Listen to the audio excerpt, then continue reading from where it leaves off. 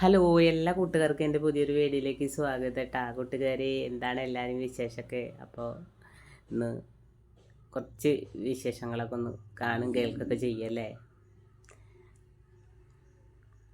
അപ്പം നമ്മൾ അടുക്കളയിലെ വിശേഷം, ഇന്നലെ പല്ല് ഡോക്ടറെ അടുത്ത് പോയിരുന്നല്ലോ. അപ്പോൾ പച്ചക്കറികളൊക്കെ തീർന്നിട്ടുണ്ടായിരുന്നു കേട്ടോ. അപ്പോൾ അവിടുന്ന് കുറച്ച് പച്ചക്കറികളൊക്കെ മേടിച്ച് ഞാൻ മോൻ്റെ കൂടെ പോയി. കൈപ്പക്കയും തക്കാളിയും സവോളയും വെണ്ടയ്ക്കൊക്കെ. അപ്പോൾ ഞാൻ മോനോട് ചോദിച്ചിരുന്നു കേട്ടാ, എന്താണ് കൈപ്പക്ക കറിയോ വെണ്ടയ്ക്ക കറിയോ എന്താ വേണ്ടത് എന്ന് വെച്ചപ്പോൾ പറഞ്ഞ് കൈപ്പക്ക കറിയും വെണ്ടയ്ക്ക ഉപ്പേരിയും കേട്ടാ. അപ്പോൾ ഞങ്ങൾക്ക് എടുത്ത് പുറത്തേക്കൊക്കെ വെച്ചിട്ടുണ്ടായിരുന്നു.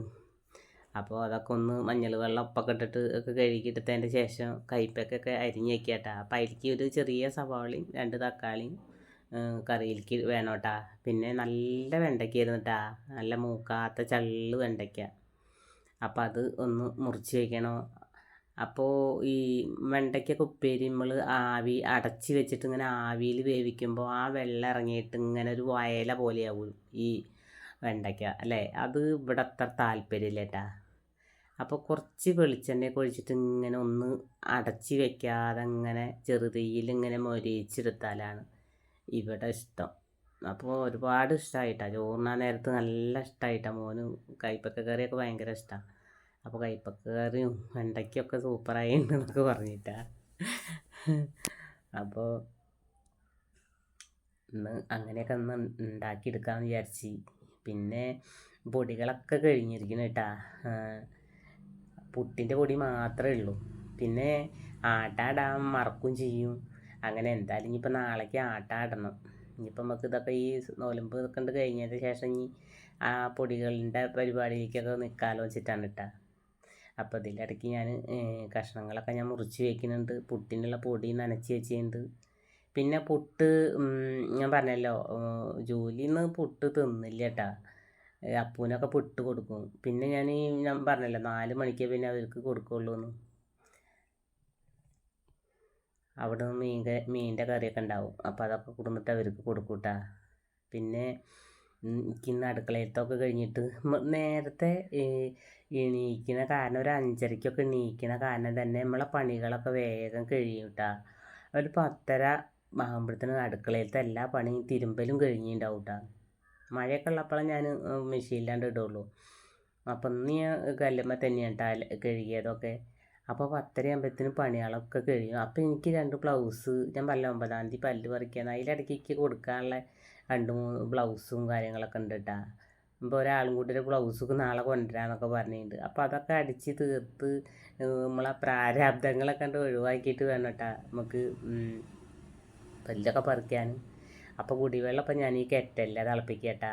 നല്ല സൂപ്പറായിട്ട് പുക അടിക്കാതെയൊക്കെ നല്ല ആയിട്ട് കിട്ടും. അപ്പോൾ ഇതിലൊരു 2 പാത്രം വെള്ളാണ്ട് തിളപ്പിച്ച് ഒഴിച്ച് വയ്ക്കും കേട്ടോ. അപ്പോൾ രാത്രി ആകുമ്പോഴേക്ക് ചില ദിവസങ്ങളിൽ ഞാൻ കുറച്ചും കൂടിയും ഒരു കെറ്റിലും കൂടി കണ്ട് തിളപ്പിച്ചിടും കേട്ടോ. അപ്പോൾ ഈ കെറ്റിൽ നമുക്ക് ഭയങ്കര ഒരു ഉപകാരം തന്നെയാണ് കേട്ടോ. അപ്പോൾ പണികളൊക്കെ കഴിഞ്ഞിട്ടൊന്ന് അടിക്കാതിരിക്കാണ്ട് കേട്ടോ. അപ്പോൾ ഇങ്ങനെ ഓരോ പരിപാടികളും ഇങ്ങനെ നോക്കുകയാണ്. അപ്പോൾ അപ്പൂനെ ഇന്നലെ ഇറക്കിയിട്ടില്ല കേട്ടോ, നല്ല മഴയല്ലായിരുന്നു.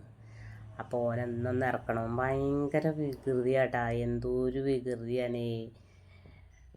അപ്പോൾ ഈ ഓടിയിട്ടും മറിഞ്ഞിട്ടും ഒരു പൂച്ചയ്ക്ക് കൂടി അടുത്തേക്ക് കൂടെ പോകാൻ പറ്റില്ല. അങ്ങനത്തെ ഒക്കെ ഒരു സ്വഭാവം, വെപ്പിളി സ്വഭാവമൊക്കെ മാറുമായിരിക്കും അല്ലേ. എന്നും ഈ നാടൻ നായക്കുട്ടികളെയൊക്കെ ചിലർ നല്ല സ്നേഹമുള്ളവരൊക്കെ ഉണ്ടാവും. സ്നേഹം കണ്ടിട്ടാ, പക്ഷേ പൊട്ടത്തരാൻ കഴിയുന്നുള്ളൂ. അപ്പോൾ ഏട്ടൻ വിളിച്ചാട്ടാ രാവിലെ. അപ്പോൾ ഞങ്ങൾ പമ്പയിൽ കാത്തുനിൽക്കുകയാണ് മറ്റുള്ളവരെ. ഞങ്ങൾ 3-4 ആൾക്കാരുണ്ട് എന്നൊക്കെ പറഞ്ഞിട്ട്, കുഴപ്പമൊന്നുമില്ല സുഖമായിട്ടൊക്കെ തൊഴുത്തു എന്നൊക്കെ പറഞ്ഞിട്ടൊക്കെ ഒന്ന് വിളിച്ചതാണ് കേട്ടോ.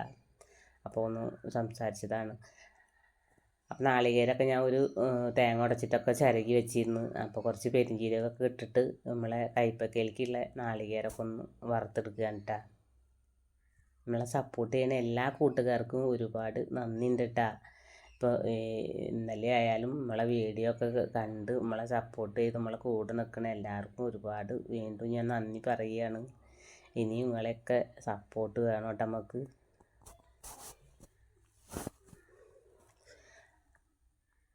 അങ്ങനെ ഞാൻ ഒരു ചെറിയ സവോളയും എരിവിന് കുറച്ച് പച്ചമുളകും വെണ്ടയ്ക്കും കൂടിയിട്ട് കുറച്ച് വെളിച്ചെണ്ണയിൽ ഇങ്ങനെ ഇതേപോലെ ഇങ്ങനെ വഴറ്റി എടുക്കുക കേട്ടോ. അപ്പോൾ നാളികേരം വറുത്തതിൻ്റെ ശേഷമാണ് കേട്ടോ ഞാൻ അതിൽ അത് ഉപ്പേരി ഉണ്ടാക്കുന്നത്. അപ്പോൾ അടച്ച് വെക്കില്ല കേട്ടോ, അങ്ങനെ ആവി പോകണത് ഇങ്ങനെ അങ്ങനെ ഇളക്കിയിട്ട് ഇങ്ങനെ നല്ല ഒരു ഡ്രൈ ആക്കി എടുക്കുക കേട്ടോ. നല്ല സൂപ്പറായിട്ടുള്ളൊരു ഉപ്പേരി തന്നെയായിരുന്നു കേട്ടോ. പിന്നെ കുറച്ച് വെളിച്ചെണ്ണ ഒഴിച്ചിട്ട് ഒരു നുള്ളു പെരിഞ്ചീരകം ഒന്ന് പൊട്ടിച്ചതിൻ്റെ ശേഷം ഒരു ചെറിയ സവോളയും കയ്പ്പയ്ക്കും കൂടിയിട്ട് ഇങ്ങനെ കയ്പ്പൊക്കെ അരിഞ്ഞാട്ടാ ഇഷ്ടം കറിക്ക്. പക്ഷേ ഏട്ടൻ പറയും എന്തിനിങ്ങനെ കയ്പ്പൊക്കെ അരിയുന്നു മറ്റിച്ചിൽ അരിഞ്ഞുകൂടെയെന്ന്. എന്തോ ഇങ്ങനെ അരിഞ്ഞിടുമ്പോൾ എന്തോ ഒരു പ്രത്യേക ഇഷ്ടമാട്ടാ. അപ്പോൾ ഒരു മാതിരിയൊക്കെ കണ്ട് വഴന്നതിൻ്റെ ശേഷം 2 ചെറിയ തക്കാളിയും കൂടിയിട്ട് അരിഞ്ഞ് ചേർത്ത് കൊടുക്കുക കേട്ടാ. കണ്ടില്ലേ, നല്ല സൂപ്പർ ഉപ്പേരിയാട്ടാ. അങ്ങനെ നല്ലൊന്ന് വാടി കഴിഞ്ഞതിൻ്റെ ശേഷം അതിലേക്ക് ആവശ്യമുള്ള പുളിവെള്ളം കൂടി ചേർത്ത് കൊടുക്കുന്നുണ്ട് കേട്ടോ. എന്നിട്ട് ഈ പുളിവെള്ളത്തിൽ ഒന്ന് വറ്റി വരണം കേട്ടോ കയ്പ്പക്ക. അപ്പോൾ കാര്യം കയ്പ്പക്ക നല്ലതാണ് ചിങ്ങലും കൂടിയിട്ട് കയ്പ്പക്കര കയ്പ്പ് ഇഷ്ടമുള്ളവരുണ്ടാവും അല്ലേ. പക്ഷേ എനിക്ക് ഈ കയ്പ്പക്കര കയ്പ്പ് താല്പര്യമില്ല കേട്ടോ. ഈ കയ്പ്പക്ക കയ്പ്പില്ലാതെ കഴിക്കാനാണ് കേട്ടോ എനിക്കിഷ്ടം. ഒരുപാട് കയ്പ്പായ ഇവിടെ മോനും ഇഷ്ടമല്ല, പക്ഷേ ഓന് കയ്പ്പക്ക കറി നല്ല ഇഷ്ടമാണ് ഞാൻ ഈ വെക്കുന്ന പോലെ വെച്ചാൽ കേട്ടോ. അപ്പോൾ ആ പുളിവെള്ളത്തിൽ കിടന്ന് വറ്റി വെന്ത ആ കയ്പ്പക്ക ഒട്ടും കയ്പ്പുണ്ടാവില്ല കേട്ടോ. അപ്പോൾ അതിലേക്ക് നമ്മളെ അരപ്പും കൂടി ഒഴിച്ചു കൊടുത്തിട്ട് ഉപ്പിട്ടിട്ടാണ് ഞാൻ വഴറ്റിയത് കേട്ടോ. പോരാത്തപ്പം നമ്മൾക്ക് നോക്കിയിട്ട് ചേർത്ത് കൊടുക്കണം. കുറച്ച് കറിവേപ്പിലയും കുറച്ചും കൂടി മിക്സിയിൽ ജാറൊക്കെ കഴുകി കുറച്ചും കൂടി വെള്ളം ഒഴിച്ച് കൊടുത്തിട്ട് കറി ഒന്ന് തിളച്ച് വന്നാൽ കുറച്ചധികം തന്നെ കുഞ്ഞുള്ളി അരിഞ്ഞിട്ട് അതൊന്ന് താളിച്ചാൽ നമ്മളെ കറിയുടെ പരിപാടി കഴിഞ്ഞിട്ടാ. പിന്നെ പുട്ടും വെള്ളം അതിലേക്ക് പപ്പടമല്ലേ വേണ്ടു, കറി ഉണ്ടാക്കാനൊന്നുമില്ലല്ലോ. അപ്പോൾ പപ്പടം ഞാൻ കാച്ചെടുക്കുന്നുണ്ട്. അപ്പോൾ ഇന്നലെ അവിടെ നിന്ന് പച്ചക്കറിയൊക്കെ മേടിക്കുമ്പോൾ അവിടെ നിന്ന് 20 രൂപയുടെ ഒരു പപ്പടത്തിൻ്റെ പാക്കറ്റ് കണ്ടപ്പോൾ വാങ്ങിച്ചു കേട്ടാ. ആകെ 11 പപ്പടം അങ്ങനെ എന്തോട്ട് ഉണ്ടായിരുന്നല്ലോ കേട്ടാ. ഇന്നലെ കാച്ചി പിന്നെ ഇന്നേക്ക് നോക്കുമ്പോൾ 5 പപ്പടമുള്ളൂ. അതിൻ്റെ ആവട്ടാ പപ്പടം കുറച്ച് കന ഉണ്ട്, അതുകൊണ്ടാവുമായിരിക്കും. പക്ഷെ ഇവിടുന്ന് റേഷൻ കടയിൽ നിന്നൊക്കെ നല്ല പപ്പടാട്ട അത്യാവശ്യം എണ്ണ ഉണ്ടാകുമായിരിക്കും. അങ്ങനെ പപ്പടമൊക്കെ കാച്ചി കഴിഞ്ഞപ്പോൾ ഞാൻ അതിൽ ചെറിയ ഉള്ളിയൊക്കെ അരിഞ്ഞിട്ടിട്ട് അതൊന്ന് ഒഴിക്കുകയാണ് കറിക്ക്. അപ്പോൾ നല്ല സൂപ്പറായിട്ടുള്ള ഈ കയ്പ്പക്ക കറി ഒരുപാട് പ്രാവശ്യം ഇട്ടതാട്ടാ. പക്ഷെ നമ്മൾ വെക്കണതല്ലേ കൂട്ടുകാരിയിട്ട് പങ്ക് വയ്ക്കാൻ പറ്റുള്ളൂ.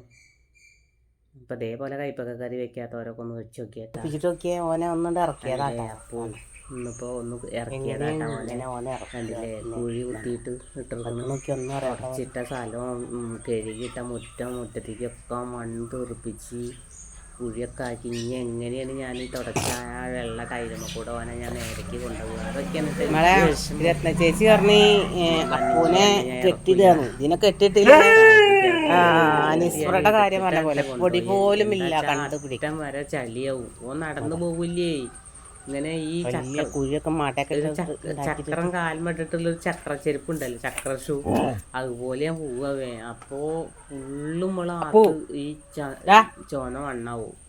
വീട്ടിൽ ഞാൻ കൊണ്ടുപോയി. ഞാൻ പറഞ്ഞു ഇനി ചൂടൊക്കെ ആയിട്ടാണ് അന്ന ഇറക്കുള്ളൂ, അല്ലെങ്കിൽ വെയിലൊക്കെ തെറിക്കട്ടെ. അങ്ങനെയൊക്കെ പുട്ടൊക്കെ കഴിച്ചിട്ട് ഓനെ എടുത്ത് കൊണ്ടുപോയിട്ടാണ് ഞാൻ. അങ്ങനെ വിന്ധ്യേച്ച് ഇന്നലെ രാത്രി കേട്ട മഴയ്ക്ക് അവിടെ നിറയെ ഓമക്കായ ഉണ്ടായിരുന്നു. ഓമൊക്കെ ഒടിഞ്ഞ് വീണിട്ട് ഓമക്കായൊക്കെ കൊണ്ടുവന്ന് തന്നതാണ് കേട്ടാ. അപ്പോൾ ഇതാണ് നമ്മൾ പൊന്നൂൻ്റെ ഉണ്ണിയിട്ട്. അപ്പോൾ പൊന്നു നോക്കണമൊന്നുമില്ല കേട്ടാ. അങ്ങനെ എല്ലാം കഴിഞ്ഞിട്ട് അടിക്കാൻ പോയിരുന്നപ്പോൾ ജനലിൻ്റെ ഉള്ളിൽ കൂടെ അങ്ങനെ പുറത്തേക്ക് നല്ല നോട്ടാട്ടാ. മേലെയാണ് കേട്ടാ മെഷീനൊക്കെ. അപ്പോൾ എന്തോ നെറ്റിൻ്റെ വർക്കാ എന്തോ കേബിളിൻ്റെ വർക്കാ എന്തോട്ടെ അതിൻ്റെ വർക്കിന് അവർ വന്നിട്ട് ചെയ്യാണ് കേട്ടാ. കേബിളാണോ വൈഫൈൻ്റെ ആണോ എന്ന് അറിയില്ല, എന്തെങ്കിലും കംപ്ലൈൻ്റ് ആയിട്ടാണെന്നൊന്നും അറിയില്ല കേട്ടാ. അത് പണി വന്നിട്ട് ചെയ്യുന്നുണ്ട്. ഗംഭീര മഴയായിരുന്നിട്ട് ഇന്നലെയൊക്കെ. ഇന്നിപ്പം മഴ പെയ്തിട്ടില്ല, പക്ഷേ ഈ മൂടി കെട്ടിയിട്ട് ഇങ്ങനെ നിൽക്കാട്ടാ.